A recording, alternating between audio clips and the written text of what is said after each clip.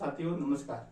अभी हमने पढ़ा था पिछली कक्षा के अंदर वेस्ट स्टोन ब्रिज का इक्वेशन व सूत्र कैसे निकाला जाता है, उसको कैसे हल किया जाता है, उसका उपयोग कहाँ पे किया जाता है। आज हम उस पर आधारित क्वेश्चन लेते हैं। आइए दोस्तों, ये कह रहा है एक परिपथ में वेस्ट स्टोन ब्रिज में P बराबर 50 ओम, Q बराबर 100 ओम, S बराबर 20 ओम है तो अज्ञात मान का प्रतिरोध ज्ञात कीजिए। आइए दोस्तों इसको करते हैं। ये वेस्ट स्टोन ब्रिज है, इसके अपन ने पूरा मान दर्शाया गया है। तो देखते हैं इसका ये कौन सा परिपथ है, डीसी। कौन सा है, डीसी वाला। तो डीसी में अपन ने क्या करते हैं, P upon R equal to Q upon S। तो पी क्यू बराबर पी एस, तो R बराबर P upon P into S upon Q। ये अपने पास इक्वेशन निकल के आई। अब इस इक्वेशन में अपन को क्या रखना है, इसका मान रखना है।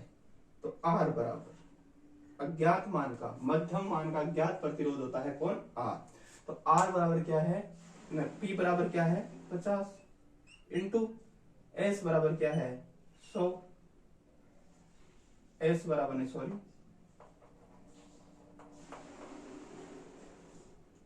S बराबर है 20 इंटू Q 100।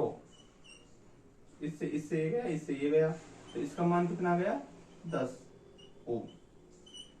तो यह अज्ञात मान का प्रतिरोध, मध्यम मान का ज्ञात मान का प्रतिरोध कितना आया 10 ओम।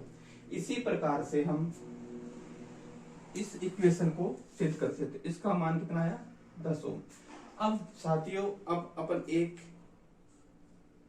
अवस्था देखते हैं, संतुलित अवस्था, असंतुलित अवस्था। ऐसा क्वेश्चन आएगा तो अपन को R का अज्ञात मान का प्रतिरोध ज्ञात करना है। उस कंडीशन में अपन को, मतलब उस कंडीशन में अपन को संतुलित असंतुलित अवस्था का को ध्यान ज्ञात नहीं करना है।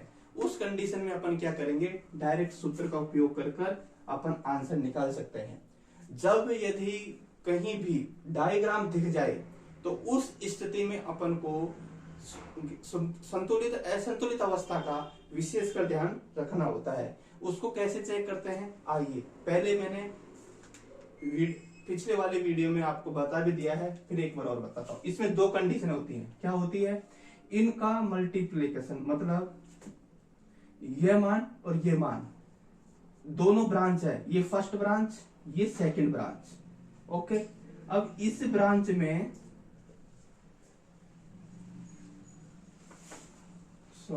इस ब्रांच में और इस ब्रांच में 10 कितनी गुना पर बैठा है, यहाँ पर 5 गुना पर, 5 का मल्टीप्लिकेशन है। और 20 कितनी गुना पर बैठा है, 20 कितनी गुना पर बैठा है, ये भी 5 के पे बैठा हुआ है। ठीक है, तो ये दोनों क्या इक्वेशन है, दोनों बराबर है, दोनों मान। तो इस तरीके से जिसका मल्टीप्लिकेशन, जैसे 10 का मल्टीप्लिकेशन यहाँ पे बैठा है तो 20 का मल्टीप्लिकेशन यहाँ पर उतने ही गुना बैठना चाहिए जितना गुना इक्वल टू, बराबर। एक कंडीशन क्या हो गई। एक कंडीशन क्या होती है इसके अंदर, आमने सामने, जैसे कि इसका मान मल्टीप्लिकेशन में, इसका मान मल्टीप्लाई में, इन दोनों का मान इक्वल आ जाए।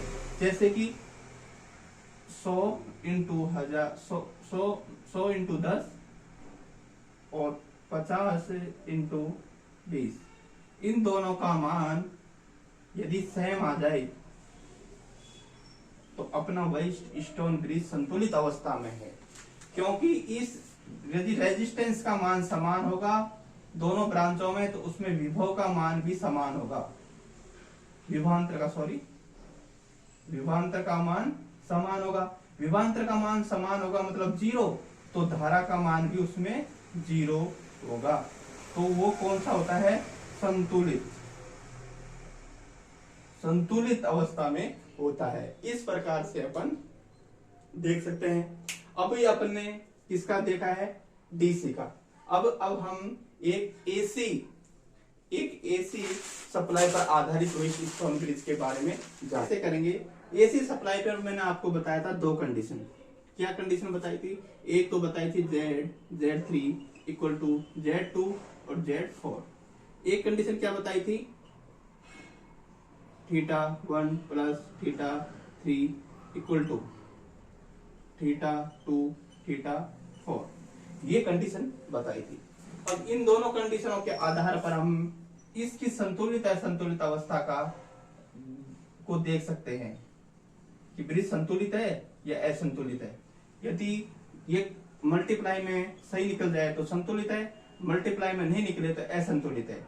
वही बात है कि यदि क्वेश्चन दिया गया है तो अपन डायरेक्ट मान रखकर उसकी संतुलित अवस्था मान ज्ञात कर सकते हैं कि वो कितना अज्ञात मान कितना ओम का होगा तो ब्रिज अपना संतुलित होगा। आइए दोस्तों अपन देखते हैं Z कितना है। Z1 का मान क्या है, Z1 का मान 100 है। Z3 का मान कितना है, Z3 का मान यहाँ पर 20 है। Z2 का मान कितना है, Z2 का मान यहाँ पर 50 ओम है, इंटू Z4 का मान अपन को ज्ञात करना है। ठीक है साथियों, 2050 Z4, तो Z4 बराबर हो जाएगा 2000/50, मतलब 40 ओम। ये कितना आ गया, 40 ओम।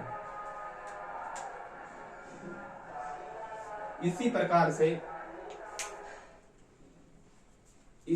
से हम अगली इक्वेशन करते हैं। इसी प्रकार से हम क्या देखते हैं, अगला फेज। अब इसके अंदर क्या होता है, इनका एसी परिपथ के अंदर इकाई के साथ में उसका रेजिस्टेंस आता है। वो कैसे आता है, क्योंकि डीसी परिपथ में कोई फेज एंगल नहीं होता है और एसी परिपथ में समय के साथ वो परिवर्तित होती है। ये डीसी है, ये एसी है। ठीक है, तो इसमें क्या थीटा कोण भी कोस 5, मतलब उसकी ज्या भी साथ में चलती है। तो इस प्रकार से अब इसमें देखते हैं अपन, डिग्री कितना है 30 प्लस 3 का मान कितना है 40 बराबर क्यू का मान 20 डिग्री प्लस ये अपन को याद करना है। तो ये हो जाएगा 70 डिग्री बराबर 20 डिग्री इक्वल टू थीटा 4। तो थीटा 4 बराबर हो जाएगा 70 माइनस 20 बराबर थीटा 4 बराबर 50 डिग्री। तो अब इसको अपन, ये कितना आया 50 डिग्री। तो अब इस इक्वेशन को लिखने के लिए क्या करेंगे, R बराबर कितना आया 40 ओम और 40 डिग्री, ये अपना आंसर निकल के आया। इस आधार पर अपन इस क्वेश्चन को करते हैं।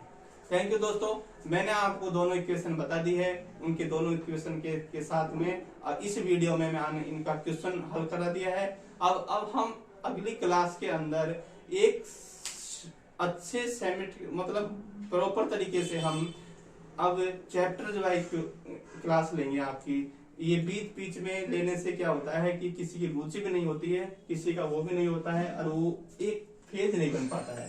तो अगली क्लास से हम रेगुलरिटी बनाएंगे और प्रॉपर तरीके से आपको बताएंगे। थैंक यू दोस्तों, नमस्कार।